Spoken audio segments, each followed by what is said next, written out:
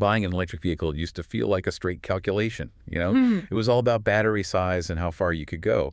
But the modern EV, like the one we're looking at today, it demands that you navigate Yeah.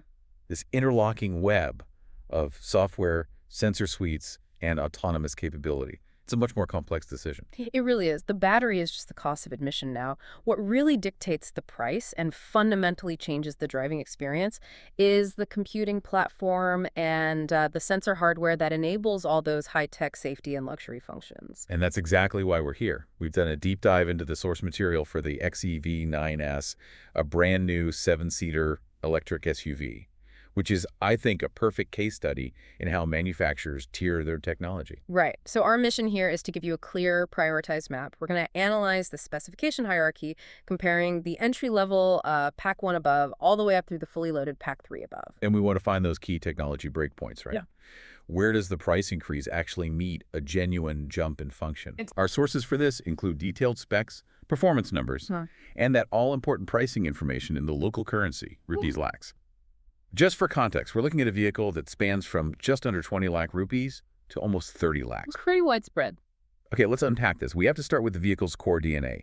What are the design and engineering elements that stay constant, no matter if you buy the entry model or the top tier one? Let's establish that foundation. All the XEV 9S variants are physically identical. It's consistently a large 7-seater SUV with uniform dimensions. Okay. So 4,737 millimeters long, 1,900 wide, and it has a pretty generous 2,762 millimeter wheelbase. So the interior space, which is obviously critical for a 7-seater, is consistent. Precisely. And so is the utility. Yeah. Every single variant gives you a significant 150-liter frunk volume. That's the storage space under the hood. And you also get a 500-liter boot volume when that third row is folded down. Mechanically, they're all rear-wheel drive, or RWD, and they all share a really robust motor torque of 380 newton meters. That fixed torque is a great baseline for performance, but the power itself does range, correct? It does, yeah. The motor power output starts at 170 kilowatters on the entry side, and it climbs to 210 kilowatters on the higher-end packs. But remember, the central driver of the pricing structure isn't just power, it's the combination of battery capacity and the feature set you select. Let's nail down that crucial price and range matrix for you. Okay, so there are 3 primary battery options. Yeah. A 59 kilowatters, a 70 kilowatters, and a 79 kilowatters. Right. The entry point is the Pack 1 above with the 59 kilowatt battery, and that's priced at Rs 19.95 lakh. Just under that 20 lakh mark. Exactly. And the absolute peak is the Pack 3 above, which exclusively uses the biggest 79 kilowatt battery, and that one tops out at Rs 29.45 lakh. Wow. That is almost a 10 lakh rupee difference between the bottom and the top. How does that translate to distance? Well, range is very tightly correlated with the battery size, as you'd expect. The entry-level 59 kilowatt pack delivers 521 kilometers. Now, the 79 kilowatt battery is the range king here. It provides a maximum of 679 kilometers.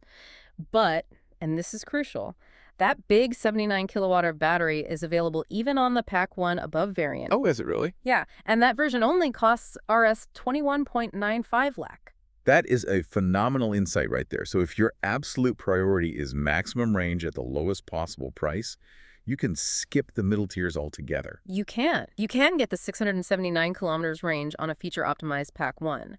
The decision truly becomes about the feature set, not necessarily about the range. So they've decoupled top range from top luxury. That forces you, the consumer, to really prioritize what you care about. Technology or distance? Exactly. It's a very deliberate choice. Okay, let's move into the hands-on experience, driving dynamics and charging. It's pretty impressive that so many of the driver controls are standardized across the lineup. Yeah, they've kept performance management uniform, which is smart. All models include single-pedal drive, so when you lift off the accelerator, it brakes for you. And you get a whole suite of multi-drive modes: default, range, everyday, race, snow, plus a boost mode. And what about regenerative braking controls? Can you adjust that? Yes, you have driver control over the regen levels across all the packs. So L0 is no regeneration, then L1, L2, and L3 for maximum energy recovery. Okay. The only, and it's a tiny asterisk, is that the Smart Auto Regeneration mode is standard on Pack 2 and Pack 3 models, but it's specifically not applicable on the entry-level Pack 1 above. That suggests a little difference in the underlying control software, doesn't it? Yeah, it does. It's a slight one. Now, on to charging. Yeah. This is where modern EV architecture, it shines or it fails. All the models use the global CCS2 charging standard. Yeah. But how impressive is the fast charging time when you've got such a massive difference between the 59 kilowatt and the 79 kilowatt battery? This is a truly massive engineering achievement mentioned in the sources, and it really addresses one of the biggest anxieties for EV buyers. I'm listening. Whether you have the smallest 59 kilowatt battery or the largest 79 kilowatt battery, the DC charging time from 20% to 80% state of charge is a consistent 20 minutes. 20 minutes across the board. That's incredible for the driver, but that must demand a huge amount of power from the infrastructure, especially for that 79 kilowatt version. It does, and this is the necessary caveat. While the car can accept that charge in 20 minutes, the charging infrastructure is the bottleneck. Oh, there it is. The smaller 59 kilowatt battery requires 140 kilowatt of input to hit that time, but the largest 79 kilowatt pack demands up to 180 kilowatt input. And finding a readily available 180 kilowatt charger outside of major metro hubs, that remains a pretty significant practical challenge. A huge challenge for many drivers, yes. So the technology is there in the car, but the real-world application relies on external factors. That's a key piece of information. On the home charging front, I see standardized AC options are available too. Yes, you get a portable 13A charger, and then you have the option for dedicated wall chargers at 7.2 kilowatt and 11.2 kilowatt. So, for example, charging that massive 79 kilowatt battery fully on a 7.2 kilowatt unit would take about 11.7 hours. A standard overnight charge. Yep, perfectly normal. Excellent. Okay, with the foundation set, let's dive into the interior, comfort, and technology tiers, because this is where the real price differentiation happens. Let's start with the pack one above, the baseline. Right. The Pack 1 establishes a really high visual baseline that might surprise some people. For a starting price under 20 lakh rupees, you immediately get the dramatic coast-to-coast triple super screens. The 3 big screens across the dash. 3 31.24 centimeter displays, yeah. And the Infinity Roof, which is their name for the openable panoramic sunroof. Seating is a premium fabric, and you get single-zone auto AC.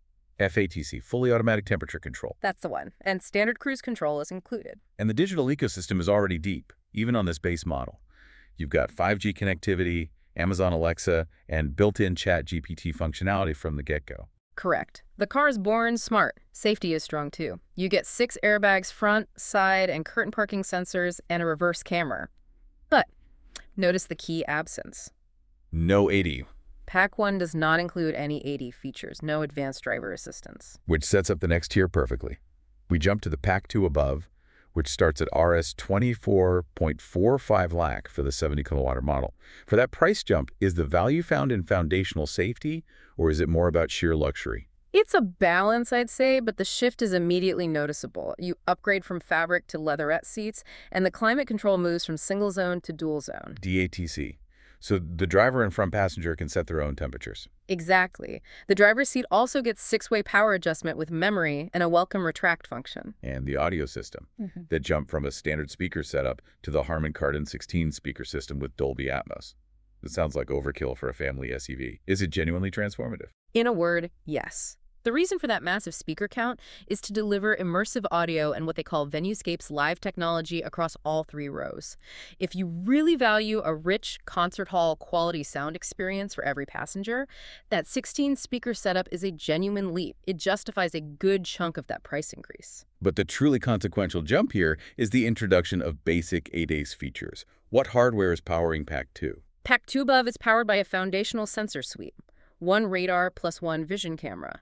This configuration is primarily forward-facing. I see. It enables key level 2 functions like adaptive cruise control, automatic emergency braking, or AEB, lane keep assist, and traffic sign recognition. It's effective, but its sensory world is pretty much limited to what's right in front of you. That distinction is so important because when we move up to the Pack 3 variant starting at Rs 27.35 lakh, the focus clearly shifts to maximum safety and, I guess, autonomy readiness. Absolutely. The safety standard shifts first. We move from 6 airbags to 7 airbags, adding that crucial knee airbag for the driver. And for many buyers, that 7th airbag is just a non-negotiable safety upgrade, isn't it? Protecting the lower limbs in a crash. It's a critical addition. Then the ADAS hardware doesn't just improve, it explodes. We go from 1 radar to 5 radars. 5. How does that fundamentally change what the car can perceive? It's the difference between seeing straight ahead and having full 360-degree environmental awareness. By adding multiple radar sensors around the vehicle, the Pack 3 variant gains peripheral and rear vision that the Pack 2 simply lacks. And that unlocks much more sophisticated functions. Sophisticated life-saving functions like forward and rear cross-traffic alert FCTA and RCTA, which warns you about cars approaching from the side when you're pulling out of a spot. Right. You also get autonomous emergency steering and highway assist, which includes a driver-initiated auto lane change. So that additional sensor capability unlocks the potential for the vehicle to truly intervene and assist the driver beyond just simple braking or lane warnings. Precisely. It allows the car to sense complex scenarios and anticipate danger from any direction. Inside, the luxury just keeps stacking up.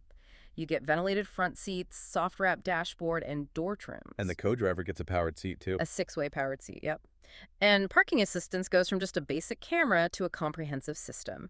You gain the full 360-degree camera system with a blind view monitor and secure 360 recording. Okay, finally, we reach the pinnacle. The Pack 3 above at Rs 29.45 lakh. What defining features push this beyond the already highly capable standard Pack 3? This has to be the peak of integration and luxury. This top tier is for the buyer who wants the vehicle to seamlessly integrate into their smart digital life and just maximize convenience.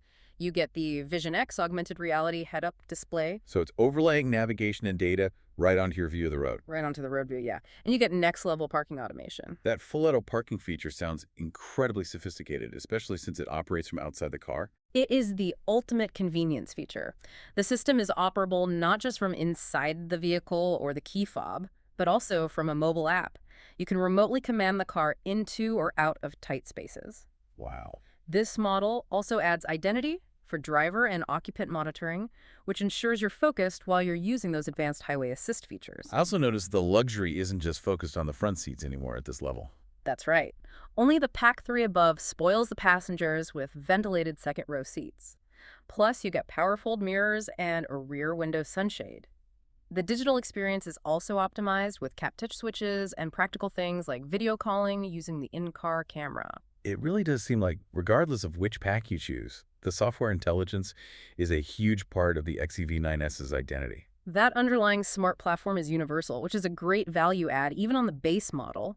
All packs benefit from those unique smart climate control modes. The keep, pet, and camp modes. Yeah, designed for when the car is stationary but needs to maintain comfort. And of course, the live your mood relax modes like club, calm, and cozy. So after this deep dive, the hierarchy is crystal clear.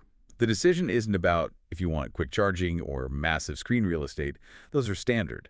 It really comes down to exactly how much integrated technology you require alongside your chosen battery range. Precisely. The hierarchy clearly shows that the biggest leap in daily convenience, audio quality, and those initial autonomous capabilities happens when you move from Pack 1 to Pack 2. Right. The leap to Pack 3 is predominantly an investment in advanced safety hardware. That 7th airbag, the 5 radars, and true luxury like the AR HUD and full autonomous parking controls. You have to decide if that advanced sensory package justifies that final 5 lakh rupee investment. It's just fascinating how the value of a car is now measured in its computational power as much as its mechanical power. Given the deep integration of features like in-car ChatGPT, video calling, and specialized pet and camp modes, it raises a question for me. Is the future of the electric vehicle primarily defined by battery power and range, or is it becoming an intelligent, customized, and connected living space that we simply subscribe to as a hardware platform? That's something to ponder until the next deep dive.